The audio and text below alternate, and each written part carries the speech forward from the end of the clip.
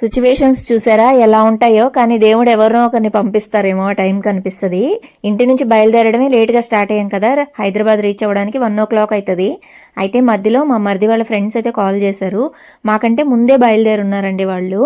అక్కడ వెళ్ళేసరికి ఏమైందంటే వాళ్ళకి బ్రేక్ ప్యాడ్స్ అనేవి ఫెయిల్ అయిపోయాయంట. ఎలాగో మేము వెనక్కున్నాం కాబట్టి మాకు కాల్ చేశారు. ఆ రోజు సండే అవడంతో షాప్స్ అన్నీ క్లోజ్లో ఉన్నాయండి అద్దంకిలో అయితే. అప్పుడు నిజంగా అండి, ఇందాక మీరు చూసుంటారు మా మరిది ఒక ఆయనతో మాట్లాడుతున్నారు కదా, ఆయన అయితే బయలుదేరి అడ్రస్ చూపిస్తాను రండి మీకని మాకు అడ్రస్ చూపించి అక్కడ ఆ బ్రేక్ ప్యాడ్స్ అయితే తీసుకున్నాం అనమాట. నిజంగా ఒక్కోసారి దేవుడే మంచి వాళ్ళని మనకు పంపిస్తాడేమో, హెల్ప్ కనిపించింది. అలా మేము ఆ బ్రేక్ ప్యాడ్స్ తీసుకొని ఇంటికైతే వచ్చేసరికి 2 o'clock అయిపోయిందండి టైము.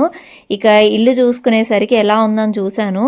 అంతా కూడా చాలా నీట్గా అయితే పెట్టున్నారనమాట అర్జున్ గారు. అసలు నేను ఎక్స్పెక్ట్ చేయలేదు, ప్రతిసారి కూడా అంతా పాడు చేసి వస్తారు, బట్ ఈసారి మాత్రం నీట్గా ఉండింది ఇల్లు.